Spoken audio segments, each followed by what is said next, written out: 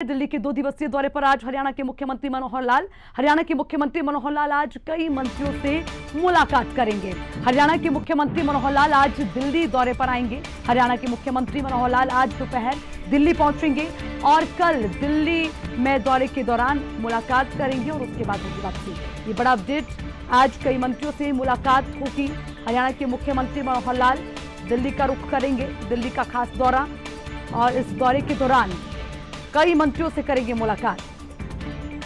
मंत्रियों से मुलाकात का दौर भी शुरू हो जाएगा और उसी के साथ हरियाणा में तमाम महत्वपूर्ण जुड़े हुए मुद्दों को लेकर भी तमाम मंत्रियों से बातचीत की जा सकती है, क्योंकि जब भी हरियाणा के मुख्यमंत्री मनोहर लाल ने दिल्ली का रुख किया तो कहीं ना कहीं हरियाणा से जुड़ी तमाम विकास कार्यों को लेकर बात हो, किसी भी विभाग को लेकर बात हो, तो उसको लेकर मंत्रियों से बातचीत करते हुए कैसे और विकास हो सकते उसको लेकर चर्चा करते रहे हैं।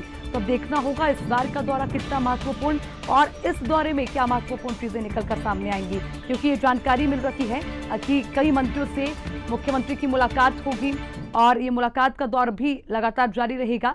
तो उसी दौरान ये देखना होगा कि आखिर वो कौन कौन से मंत्री जिनसे दिल्ली के 2 दिवसीय दौरे के दौरान हरियाणा के मुख्यमंत्री मनोहर लाल मुलाकात करेंगे।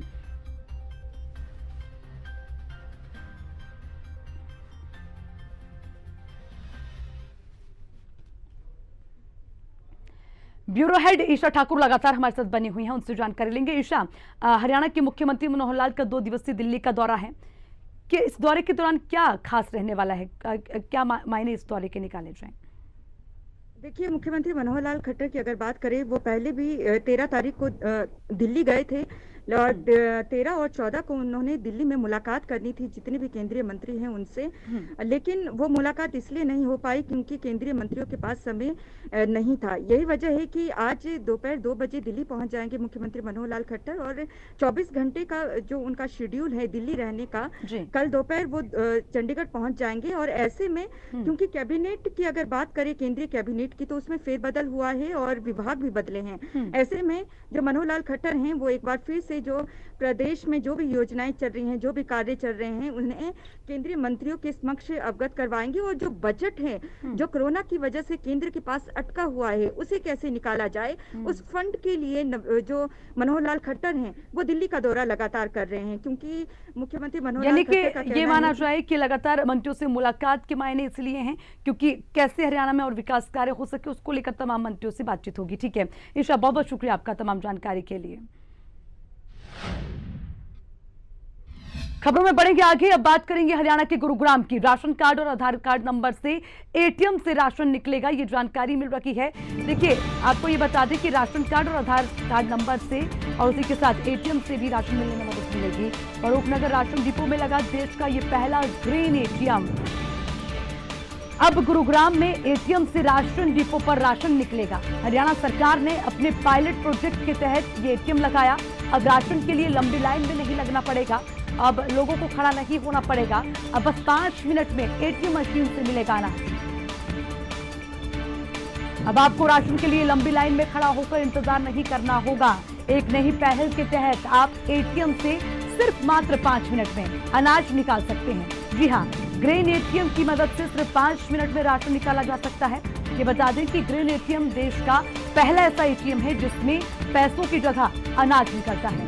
हालांकि ये एटीएम की सुविधा अभी केवल हरियाणा के गुरुग्राम के लोगों को दी गई है। इस एटीएम मशीन का सबसे बड़ा फायदा ये है कि अब आपको राशन के लिए लंबी लंबी कतारों में खड़ा नहीं रहना पड़ेगा। पायलट प्रोजेक्ट के तौर पर इस ग्रीन एटीएम को गुरुग्राम में स्थापित कर दिया गया है।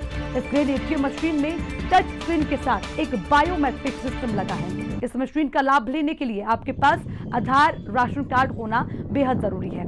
लाभार्थी आधार या राशन कार्ड का नंबर मशीन में डालकर इससे अनाज निकाल सकते हैं। ये भी आपको बता दें कि इस मशीन से आप अनाज के नाम पर गेहूं, चावल, बाजरा निकाल सकेंगे।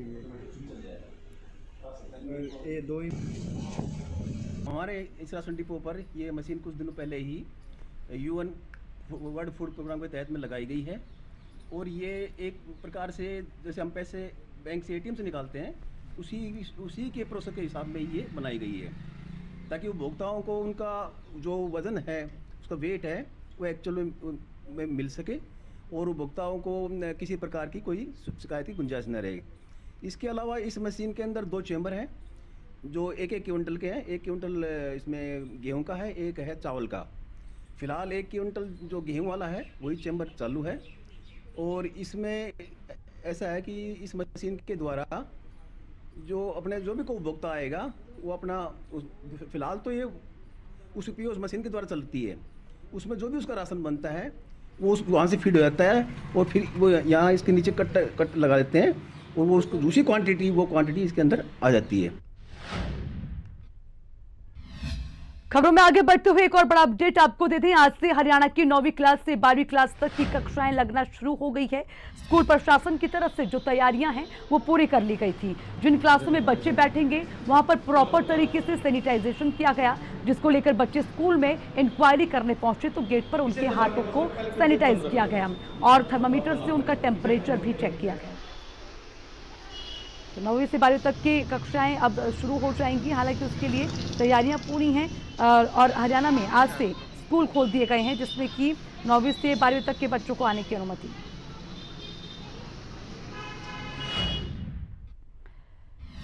रुक करेंगे अगली खबर का। फरीदाबाद से जानकारी आ रही है, यमुना का जलस्तर बढ़ने से फंसा टैंकर चालक का रेस्क्यू लगातार जारी।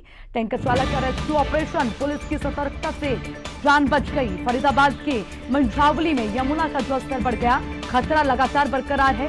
सिंगांव पुलिस ने दया भाटी को इस साहसिक कार्य में पुलिस की सहायता करने के लिए 1100 के इनाम से पुरस्कृत भी किया।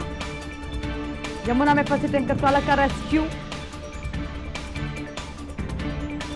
टैंकर चालक का रेस्क्यू ऑपरेशन।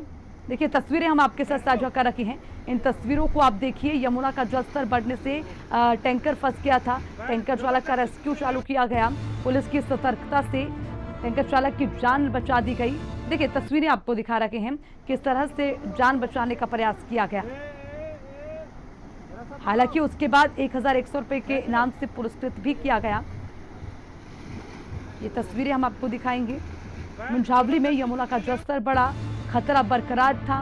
उसी बीच टैंकर चालक जो कि पानी में फंस गया, उसे निकालने का काम किया गया।